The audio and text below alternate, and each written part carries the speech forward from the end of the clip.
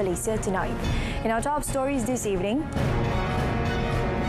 investment growth due to political stability, clear policies. Lima 23 to yield good results in commercial value.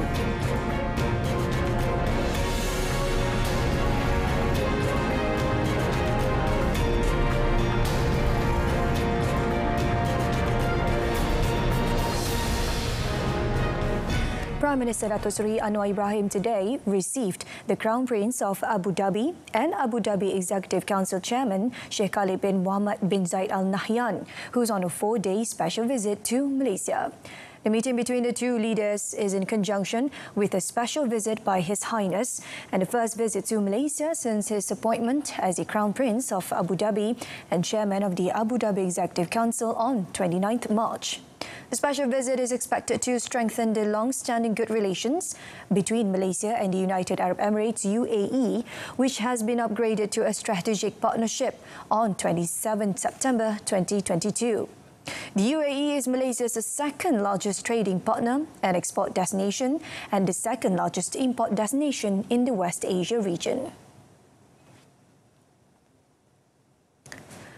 Political stability as well as economic policies that are clear and encouraging to investors have led to stronger investments in various economic sectors in the first quarter of 2023.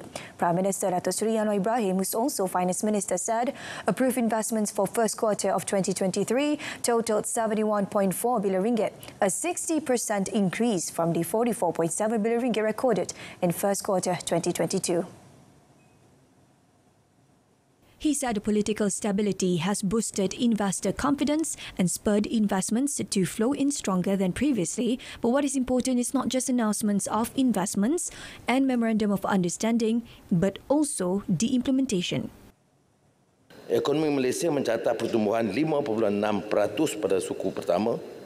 Ini lebih tinggi dari Indonesia 5%, China 4.5%. Dan Vietnam 3.3%. Ini juga lebih kukuh daripada unjuran Bank Negara sebelumnya. Kadar pengangguran juga menurun ketimbang suku keempat tahun lalu. Kerana beberapa langkah tata kelola yang telah janjikan, termasuk wewenang yang lebih luas pada badan penguatkuasaan, termasuk HDN, SPRM. He said this during a question and answer session in the Dewan Rakyat today. On another matter, the Prime Minister said the high-income group T20 in the country will not benefit from electricity subsidies and harsh financial assistance. Dato' Seri Anwar said the main database, PADU, would be used to manage and coordinate the distribution of subsidies to eligible groups. Dan pemberian subsidi yang lebih bersasar yang juga menjadi isu, kita tidak naikkan kadar elektrik melainkan untuk T20. Ini sama saja seperti mana bantuan kewangan haji. Kepada B40 kita tambah, tapi bagi T20 tidak akan ada lagi tambahan ataupun subsidi. Dato' Seri Anwar said the exclusion of this group from the subsidy scheme was to facilitate the granting of subsidies in a more targeted manner. The Langkawi International Maritime and Aerospace Exhibition 2023, Lima 23, which will take place tomorrow until May 27, is expected to be able to generate business pledges of up to 18 billion ringgit. Defence Minister Dato' Seri Mohammed Hassan said of that sum, 10 billion ringgit involved letters of agreement LOA between the Ministry of Defence and defence-related companies. He said that the result of organising Lima 23 this time, in terms of commercial value, will see the Ministry of Defence and the Ministry of Transport achieving good results, which will give good returns to the country and our local industry. Pada Lima 23 kali ini, hasil daripada kita punya penganjuran Lima 23 ini dari segi value kepada commercial transaction, kalau campur MINDEF dengan transport ministry ataupun commercial, dia hampir 18 bilion. Jadi ini satu hasil yang baik untuk pulangan yang baik kepada negara kita dan juga kepada industri tempatan. Industri tempatan akan menjadi sebagai local partner dan juga akan menjadi sebagai local vendor mereka. He said this at a press conference after inspecting the Lima 23 Maritime Segment Exhibition site at Resort World Langkawi today. According to Datuk Seri Muhammad, the participation of Lima 23 is very encouraging and provides an opportunity for local and foreign companies from various countries to showcase technology and weapons as well as assets. It includes participation from 5 countries known for air show, namely Russia, Thailand, Indonesia, South Korea and the United Arab Emirates UAE. After it was last held 4 years ago, Lima 23 returned to steal the spotlight with the 16th edition involving approximately 1,200 local and foreign companies at the exhibition, thus making this event the largest ever held. The government is encouraging more local airlines to use sustainable aviation fuel (SAF) to reduce the rate of carbon emissions in the country. Transport Minister Anthony Loke said this was in line with the country's efforts towards a low-carbon economy, in addition to meeting commitments under the Carbon Offsetting and Reduction Scheme for the mandatory phase of International Aviation Course SIA. Industri penerbangan merupakan antara industri yang paling banyak mengeluarkan gas emission. Dan di negara-negara barat, terutamanya di Eropah, sudah tentu ini sudah pun hampir ada negara-negara yang juga telah pun mewajibkan syarikat-syarikat penerbangan mereka menggunakannya. Jadi di Malaysia, seperti yang dikatakan, kita belum sampai lagi tahap mewajibkan, tetapi sudah tentu akan ke arah tersebut. He said this in a media conference at the Lang Merah complex of the Langkawi International Airport today. Earlier, Loke arrived on board a Malaysia Airlines commercial flight using SAF from Kuala Lumpur International Airport. To accelerate the use of SAF, Loke said the entire aviation ecosystem, government, industry stakeholders and producers need to work together to create a supportive policy and regulatory framework, invest in research and development and look into incentivizing the production and adoption of SAF.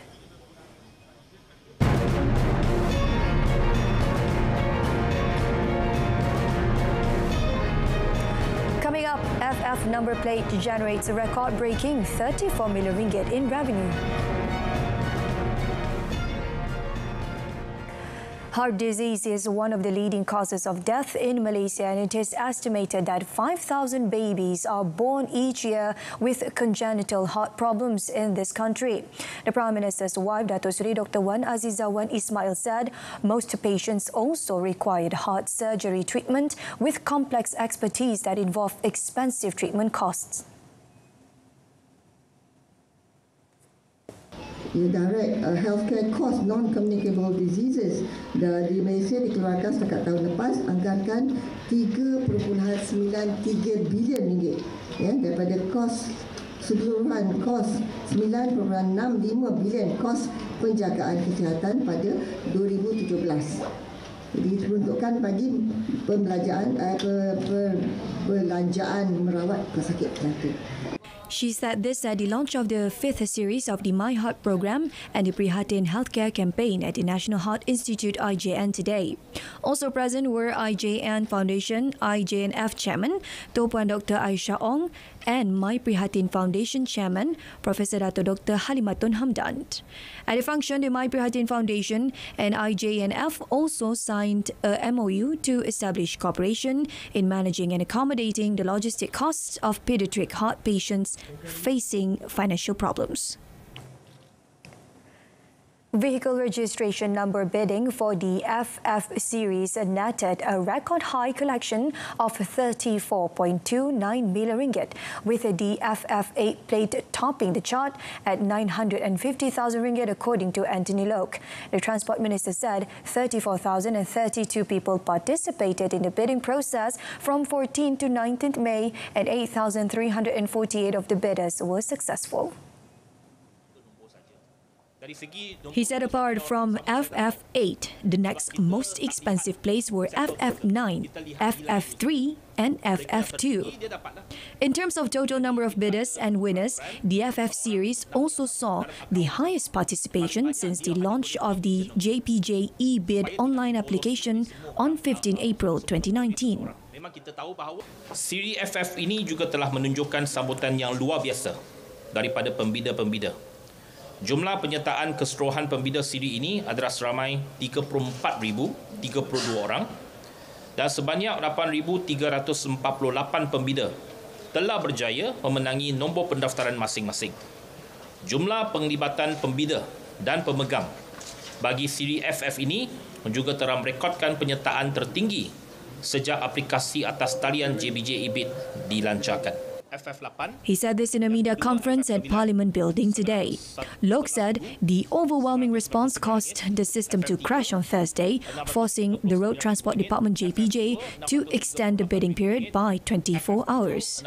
He apologized for the inconvenience caused and admitted that the system needed to be strengthened to prevent a recurrence. The old building of the Employees Provident Fund EPF on Jalan Gasing in Petaling Jaya caught fire again today, the second blaze in 5 years. Selangor Fire and Rescue Department Assistant Director of Operations, Hafisham Muhammad Noor said no casualties were reported in the incident. He said they received an emergency call at 10:39 a.m. and firemen reached the location about 6 minutes later. More than 20 personnel from the Section 7 Serdang, Puchong, Pantai Dalam and Hang Tuah stations were dispatched to the scene. The fire affected only the 4th and 5th floors of the building and the blaze was brought under control at 11:08 a.m. The cause of the fire, however, is still being investigated. According to him, the EPF building had been vacated for renovation and was not in operation. Hafisham said equipment belonging to the contractor was damaged in the fire. Meanwhile, the EPF Corporate Affairs Department confirmed the fire in a release statement, saying that the building is now vacant and there are no tenants. No casualties have been reported so far. A fishmonger's trick of stashing drugs in his luxury car and bungalow were exposed when he was arrested in a police operation in Selayang near the nation's capital. Kuala Lumpur Police Chief Datuk Shuhaili Muhammad Zain said they also seized 77 kilograms of Aramin 5 and ecstasy pills with an estimated 3.2 million ringgit from the 41-year-old man. He said in the first raid, police arrested the man at a condominium in Selayang and found 10 ecstasy pills hidden in his sling bag. Interrogation of the suspect led police to a Mercedes-Benz believed to be owned by him at a condominium parking lot and found 20 kilograms of Aramin 5 and ecstasy pills hidden in the car bonnet. Hasil daripada siasatan lanjut ke atas suspek tersebut, ia juga telah membawakan kita kepada sebuah rumah di Batu Cave yang mana kita kemudian menjumpai ianya dijadikan store untuk menyimpan dadah pil Aramin 5 dan di sinilah rampasan sejumlah 57 gram Aramin 5 telah dapat ditemui. Briefing reporters today, he added the pills were obtained from a neighbouring country and the suspect has been actively trafficking around the Klang Valley using runners. Seizures totaling of 3.6 million ringgit were made, including cash totaling 21,000 ringgit, 2 Mercedes-Benz and a Prodoa Alza with an estimated 390,000 ringgit. The suspect has been remanded for 7 days till 25th May and the case is being investigated under Section 39B of the Dangerous Drugs Act 1952. The Johor Customs Department crippled a drug trafficking syndicate that used a courier services company to send compressed marijuana hidden in cookie containers to Sarawak with the arrest of 2 men in 2 separate locations around Johor Bahru recently. Johor Customs Director Ms. Bahudin Parmin said following the arrest of the 2 suspects, enforcement officers managed to seize 24 kilograms of compressed marijuana that is estimated to be worth 82,874 ringgit. He said the seizure and the arrest were the results of the 3 months of intelligence gathering based on a tip-off from the department's Sarawak counterparts. This was followed by a raid at a courier company's office at 12:05 p.m. on 11th April, where 9 packages that were about to be sent out were seized. Met by reporters today, Ms. Bahudin was commenting on the raid last month, where part of the illicit drugs was hidden with nuts and cookies that were said to be for Hari Raya Aidilfitri. Following the discovery of the illicit drugs, he said officers detained and arrested a 27-year-old man who sent the package. This was followed with the arrest of a 29-year-old man after a customs official raided a house used to pack the marijuana before it was sent to the recipients. A routine urine screening test found both suspects being positive for marijuana abuse. The case is being investigated under Section 39B, Subsection 1, Subsection A of the Dangerous Drugs Act 1952 for possession of dangerous drugs.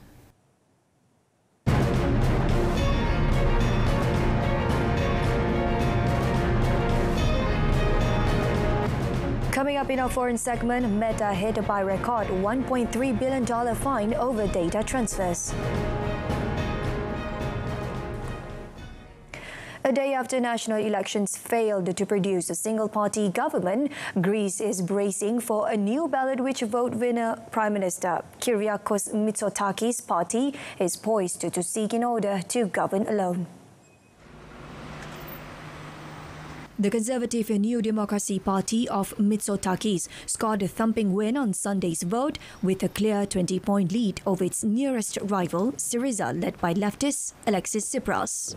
Voters handed the Conservatives their best results since 2007, crediting the party with bringing economic stability back to a nation once known as an EU laggard. But the win fell short of an outright majority, leaving Mitsotakis with the option of either seeking a coalition or calling a new vote. The 55-year-old Harvard graduate on Sunday made clear his preferred option for a new ballot. In power over the last 4 years, Mitsotakis, 55, had steered the country through the pandemic, which devastated Greece's vital tourism industry.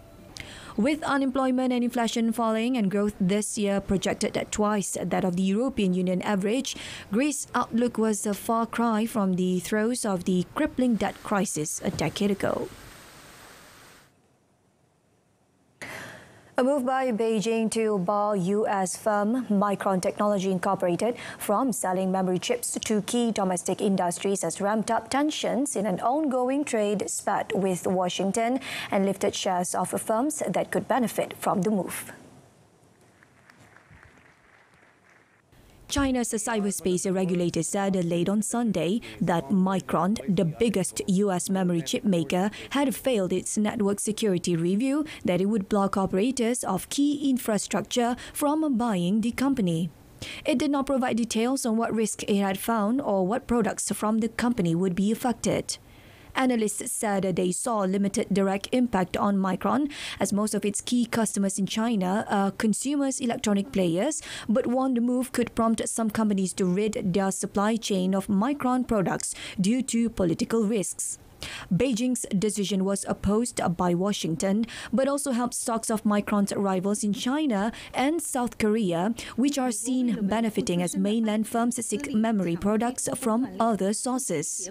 Tensions between Washington and Beijing have grown in recent months following raids and visits by Chinese authorities to U.S. corporate due diligence from Mint Group and management consultancy Bain.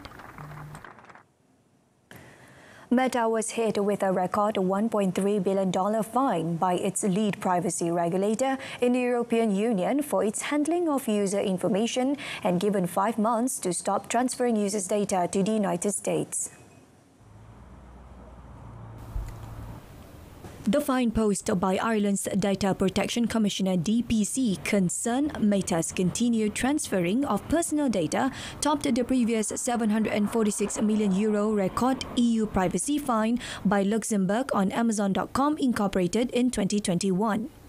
Meta said in a statement that it will appeal the ruling, including the unjustified and unnecessary fine, and seek a stay of orders through the courts.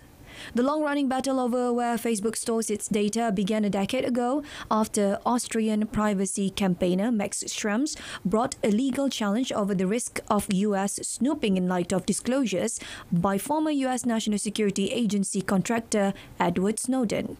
Meta said last month it expected a new pact facilitating the safe transfer of EU citizens' personal data to the United States would be fully implemented before it has to suspend transfers. That would mean its previous warning that a stoppage could force it to suspend Facebook services in Europe would not come to pass.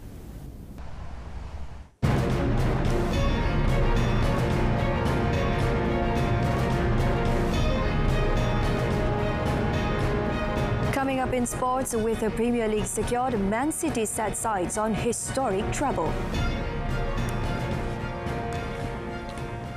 National Kagglers Syafiq Ridwan Abdul Malik and Siti Safia Amirah Abdul Rahman emerged runners-up at the 4th Philippines Open Bowling Tournament in Manila yesterday. The 36-year-old Syafiq Ridwan, who advanced straight to the finals as a top seed, went down 175 to 248 against Singaporean Darren Ong. Another Malaysian bowler, Ahmad Azriq Izamuddin, settled for third place after facing a 203 to 279 defeat to Darren in the semi-finals. Meanwhile, in the women's final, Siti Safia lost the title to the host Mary Alexis C following a 216 to 279 defeat. The 32-year-old Malaysian had advanced to finals after ousting Jazril Tan Shi Hua of Singapore 209-291. Last Friday, junior Kagglers Shabil Azam Shamsul Azam and Nurul Anis Nabila Nizam clinched the boys and girls Open titles respectively. Manchester City fans flooded the Etihad pitch as the English champions celebrated a third consecutive Premier League title by beating Chelsea 1-0 with an early goal by Julian Alvarez. Pep Guardiola's men clinched a fifth title in 6 seasons on Saturday when second-place Arsenal were beaten by Nottingham Forest. That gave Guardiola the luxury of resting most of his star names with one eye on the FA Cup and Champions League finals next month as City go for treble. Guardiola acknowledged there's still work to do by beating Inter Milan to conquer Europe for the first time in the club's history next month. For this milestone, we don't need, I think, 1 decade or 2 decades or 3 decades to think about how good it was. I think we had the feeling we had done something exceptional in terms of Premier League. To be considered one of the greatest teams, you have to win Europe, you have to win the Champions League. Otherwise, yeah, maybe people say, yeah, it was not complete our time here. The strength of squad City have assembled was exemplified by Alvarez, who has spent most of the season as Erling Haaland's understudy, scoring his 17th goal of the campaign to extend the English champions' unbeaten run in all competitions to 24 games. Defeat confirmed that Chelsea will end a miserable campaign in the bottom half of the table with the lowest ever Premier League points tally. Diego Lopez struck in the first half to give Valencia a precious 1-0 win over Real Madrid in La Liga, but the game had an ugly end as Real's Vinicius Jr. was sent off following a scuffle, having faced alleged racist abuse from the stands. Lopez scored from close range in the 33rd minute to help Valencia move further away from relegation danger, but the match once again highlighted the issue of racism in Spain's top flight. The game was halted for 10 minutes in the second half as Vinicius pointed out fans to the referee who said he had racially abused him. The Brazilian carried out playing but was sent off a few minutes later after he became involved in a brawl with Valencia players. He hablado con él durante el partido porque sí, el ambiente era muy caliente, muy malo. Y le he pedido si quería continuar a jugar, porque ya el hecho que pienso que tengo que quitarlo porque el ambiente es racista, no me parece bien. Yo tengo que quitar a un jugador si no juega bien, para cambiar, para pensar de quitar a un jugador para racismo, nunca me ha pasado. Lo que ha pasado hoy ha pasado otras veces, pero así no. Así no, es inaceptable. La Liga Española tiene un problema, que no es Vinicius. Vinicius es la víctima de un problema muy grave. Vinicius took to Instagram after the defeat, saying Spain was viewed as a country of racists in his homeland, Brazil. He added the league that once belonged to Ronaldo, Cristiano Ronaldo and Leo Messi now belongs to racists. In Bundesliga, striker Sebastian Haller scored twice as Borussia Dortmund beat 10-man Augsburg 3-0 to take control of the title race going into next week's season finale. Ivory Coast international Haller, who missed much of the season after being diagnosed with a testicular cancer during pre-season last July, broke the deadlock in the 58th minute. In a one-sided first half, Dortmund had 16 shots on goal to Augsburg's 1 and also hit the post through Niklas Süle, but could not score. Title favourites Brazil lost their opening games at the FIFA Under-20 World Cup on Sunday when Italy upstaged them 3-2 in Mendoza, Argentina. The Italians sit top of Ground D level on points with Nigeria, but ahead on goal difference after the African nation solved the Dominican Republic 2-1 in the opener. Italy raced to a 3-0 lead in the Group D match from the spot. Brazil regrouped and scored 2 goals through striker Marcus Dill to begin their Under-20 World Cup campaign with a victory. Alright, so that concludes this edition of Malaysia Tonight. In our top story, investment growth in first quarter due to political stability, clear economic policies. We leave you with visuals of a life-size Ferrari built with over 380,000 Lego bricks in Denmark. The car took almost a year to be built with the help of engineers from the luxury sports car company. I'm Shuhaida Arifin. Stay tuned to Saluran Berita RTM and have a pleasant evening.